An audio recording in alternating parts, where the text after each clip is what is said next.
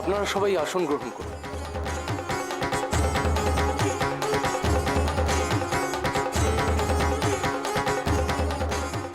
পুরোহিত মশাই, আমি এই শিশুটির নামকরণ অনুষ্ঠানে পিতার ভূমিকা পালন করছি। আপনি আপনার আচার শুরু করুন।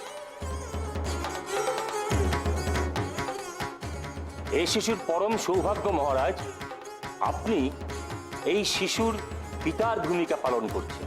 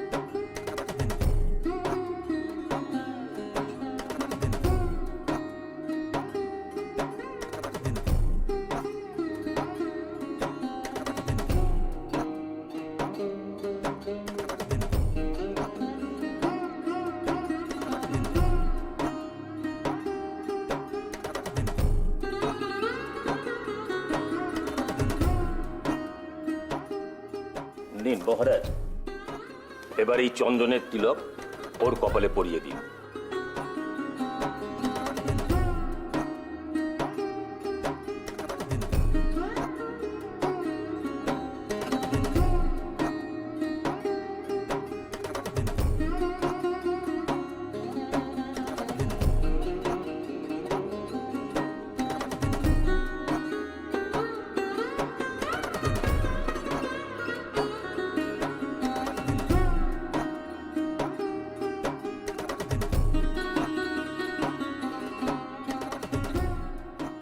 শুভ সংবাদ মহারাজ,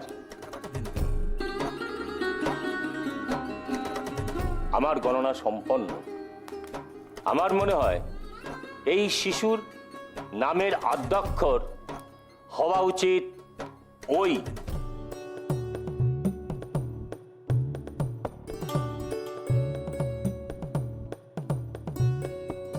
ওই তাহলে ওই দিয়ে একটা নাম ঠিক করা যাক।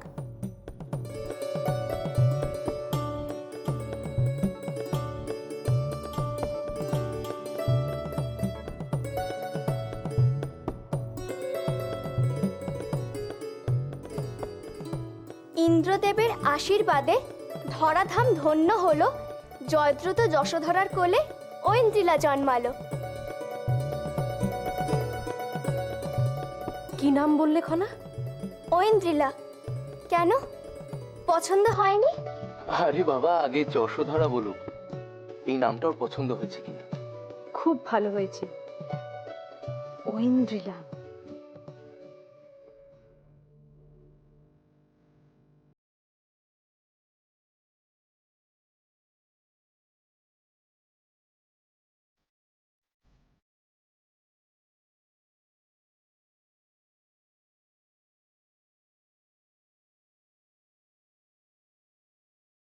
যশোধরা, তোমার কন্যার মধ্যে একটা দীপ্তি আছে।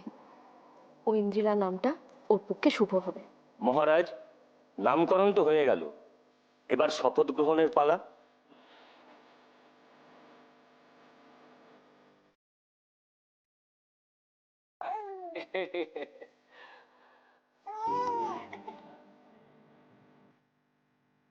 আমি সিংহল নৃপতি উপদিশ্য এই মর্মে শপথ নিচ্ছি, যাই হোক না কেন, যাই বিপত্তি আসুক না কেন, ওর স্বাস্থ্য, মন এবং আত্মাকে পূর্ণ মর্যাদা দিয়ে রক্ষা করব, যতদিন না ওর বিবাহ হয়।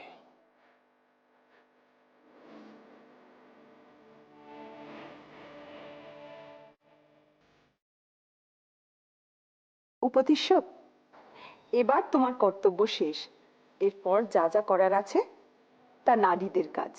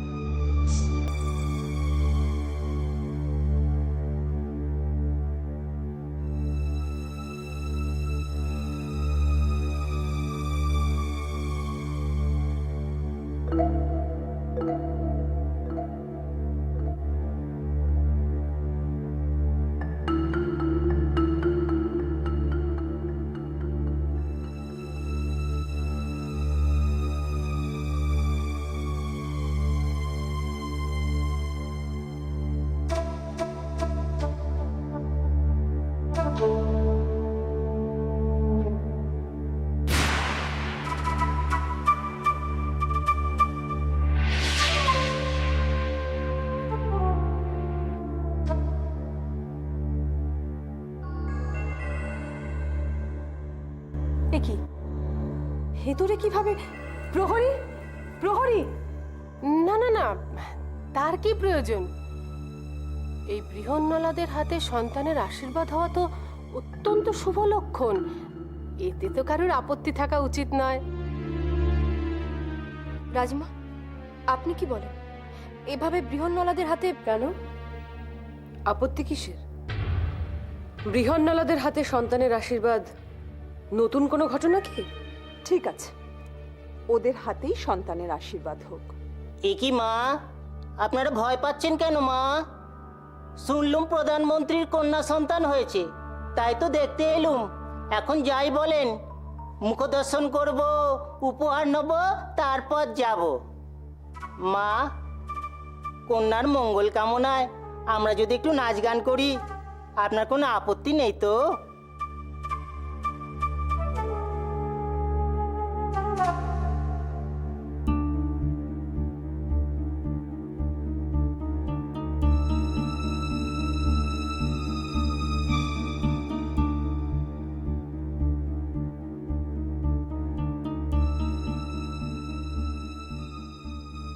গৌরকিমা বিধবা বলে জয়মের কন্যাকে নাকি কোলে নিতে পারবে না, অথচ একজন অজ্ঞাত পরিচয় মানুষ এসে নেবে।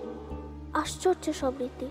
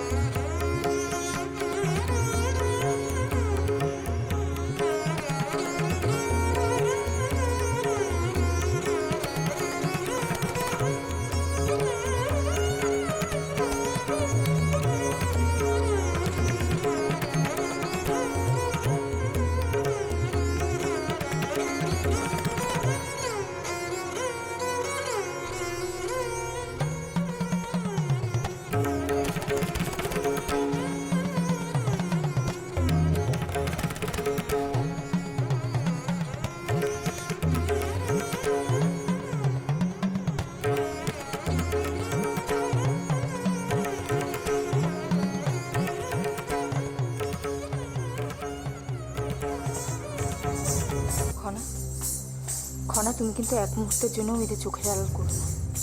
না রীতিমণি, তুমি নিশ্চিত থাকো।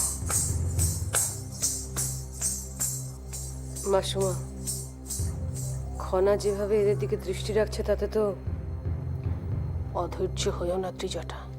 দেখো না শেষ পর্যন্ত কি হয়।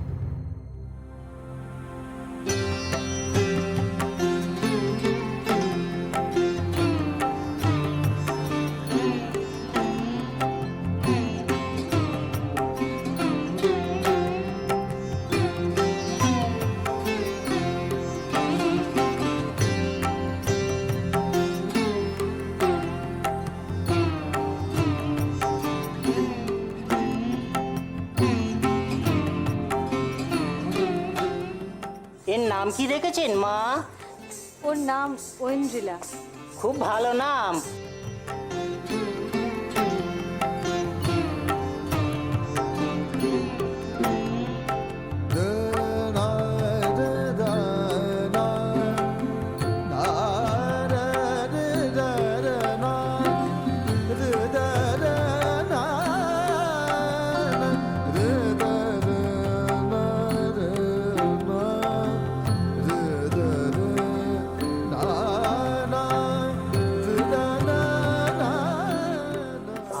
বুঝি এই বাচ্চার মা?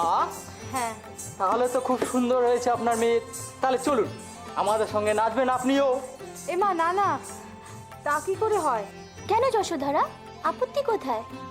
আজকে এত আনন্দের দিন, যাও না। হ্যাঁ যশোধরা, আজকে তোমাকে নাচতেই হবে। যাও, তুমি ওদের সাথে গিয়ে নাচো।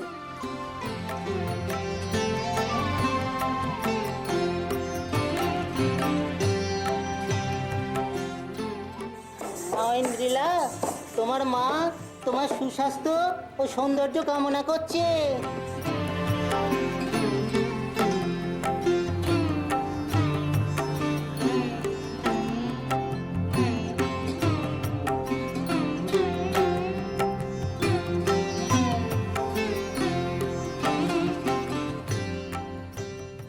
আপনি এর কে হন?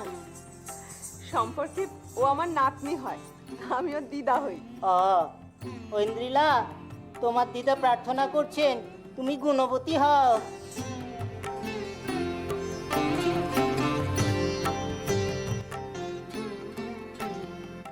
আপনি এর কে হন?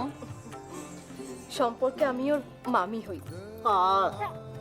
ঐন্দ্রিলা, তোমার মামি চাইছেন, প্রার্থনা করছেন তোমার মায়ের মতো তুমি সুন্দরী হও।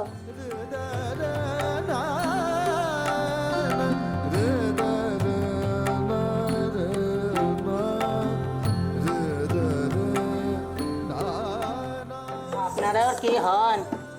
মাসি, আমি ওর দিদা হই। ঐন্দ্রিলা, তোমার মাসি এবং তোমার দিদা তোমার সুরক্ষার প্রার্থনা করছে।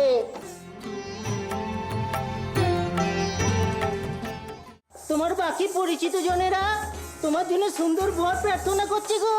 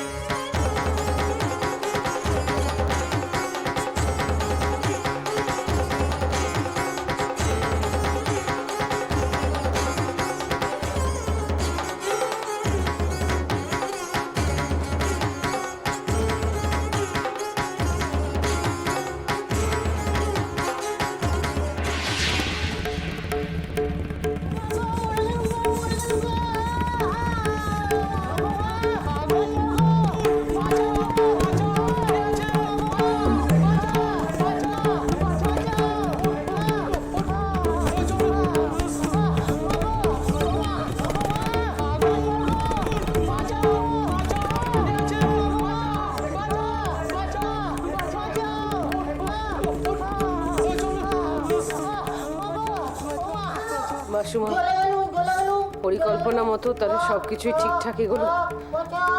দাঁড়াও ত্রিজটা, এখনো সঠিক সময় আসেনি। এ কি হলো গো মা? প্রধানমন্ত্রী কন্যাকে নাচাতে এসে আমাদের একই সর্বনাশ হয়ে গেল গো।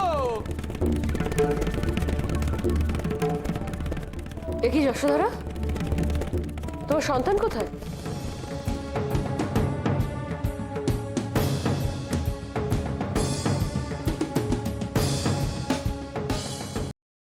এই শোনো, তোমার কোলেই তো ঐন্দ্রিলা ছিল, কোথায় গেল? যখন আগুন লেগেছিল আমি কার হাতে যেন দিলুম মা, বুঝতে পাচ্ছি না।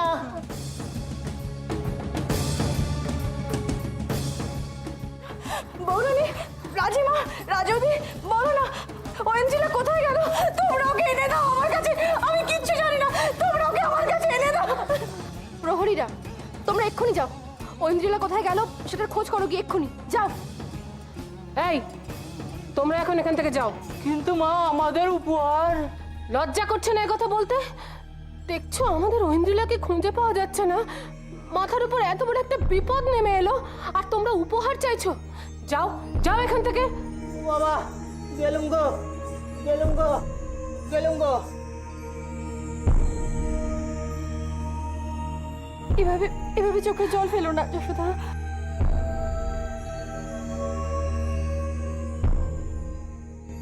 তুমি তুমি এভাবে কেঁদো না, আমরা ঠিক ঐন্দ্রিলাকে খুঁজে পাবো।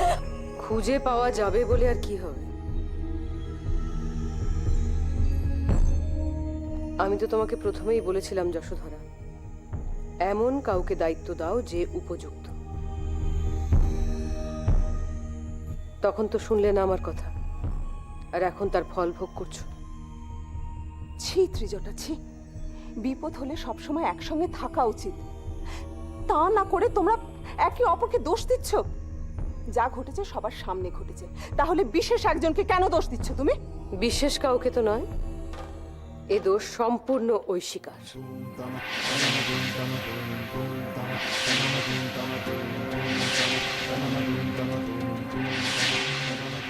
আমি বলতে বাধ্য হচ্ছি, যশোধরা অনভিজ্ঞ, তাই হয়তো সবকিছু জানে না, কিন্তু ঐশিকা তো জানে। কৌরকী বিধবা, কৌরকীকে দিয়ে সে কেন ঐন্দ্রিলাকে সাজানোর ব্যবস্থা করল? বিধবাদের দিয়ে যে এই ধরনের অনুষ্ঠান করতে নেই, সেটা আপনার নিশ্চয় জানা আছে। ছি ত্রিজটা, ছি। তুমি আর একটা কথাও বলবে না, তুমি তোমার সভ্যতার সীমা লঙ্ঘন করছো। থাক, আপনি আর সভ্যতা শেখাবেন না। কৌরকী বিধবা আর রুক্মিণী বন্ধ।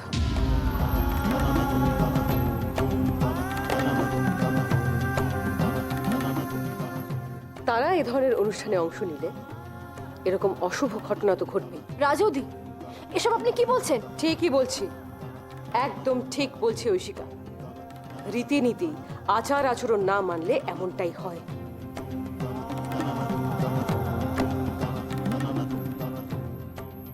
একটা অনুরোধ, আপনারা এভাবে উত্তেজিত হবেন না, ঐন্দ্রিলাকে নিশ্চয়ই খুঁজে পাওয়া যাবে।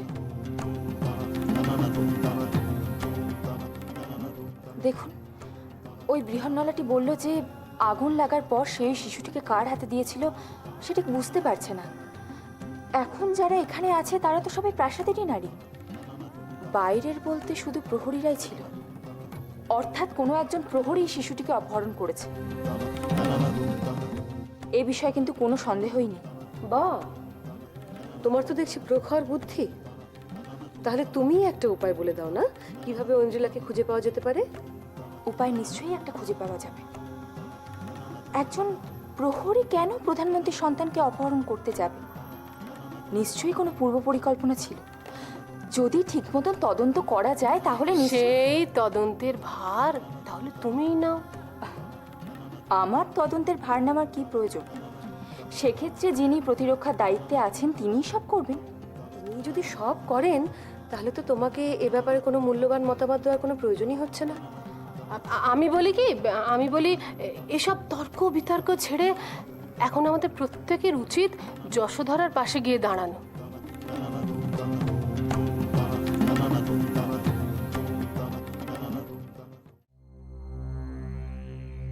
আচ্ছা, খনা কোথায়?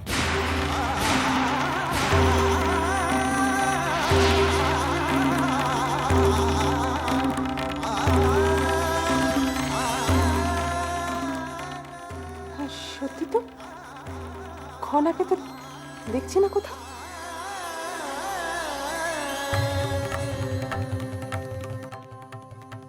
যখন থেকে ঐন্দ্রিলাকে খুঁজে পাওয়া যাচ্ছে না তখন থেকে তো খনাকেও আর দেখা যায়নি। সরে যাও তুমি, তোমার মতো একটা অলক্ষণের নারী আমার এই অনুষ্ঠানে এসেই আমার এত বড় সর্বনাশ হয়েছে।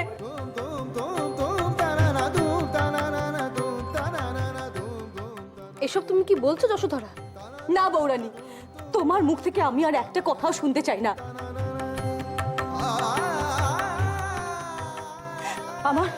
আমার তখনই বোঝা উচিত ছিল, তোমার মতো একজন অকল্যাণ নারীর সংস্পর্শে এসে আমার এত বড় সর্বনাশ হলো। যশোধরা, তুমি রাজীবা, দয়া করে আপনি আমাকে কিছু বোঝাতে আসবেন না। রাজৌদি আমাকে ঠিকই বলেছিলেন, আমি একজন অযোগ্য নারীর কাছে এই দায়িত্ব দিয়েছি। বৌরানী, তোমার কিন্তু এই সিংহলের মহারানী হবার কোনো যোগ্যতা নেই। তুমি উত্তেজিত হয়েও না যশোধরা। নিজের সন্তান অপহৃত হলে কেমন লাগে সেটা খুব ভালো করেই জানি আমি। ঈশ্বরের উপর ভরসা রাখো, তোমার সন্তানের কোনো ক্ষতি হবে না। দেখো, যা ক্ষতি করার সে তো করেই দিয়েছেন বৌরানী, নতুন করে আর বলার কি আছে? তোমার সঙ্গে যা হলো যশোদ, আমি এখনো ভাবতেই পারছি না। আজ তোমার যা ক্ষতি হলো তা অপূরণীয়। তোমরা একে অপরের উপর দোষারোপ করছো কেন এইভাবে? এতে কি ঐন্দ্রিলা ফিরে আসবে? আমি হয়তো আমার কন্যাকে আর কোনোদিনও ফিরে পাবো না, কোনোদিনও না। এই যন্ত্রণা আমারও আছে যশোধরা। খনার জন্য আমিও অনেক বিনিদ্র রাত্রি কাটিয়েছি, আর আজ তোমারই সন্তানের জন্য ওকে বেরিয়ে পড়তে হয়েছে।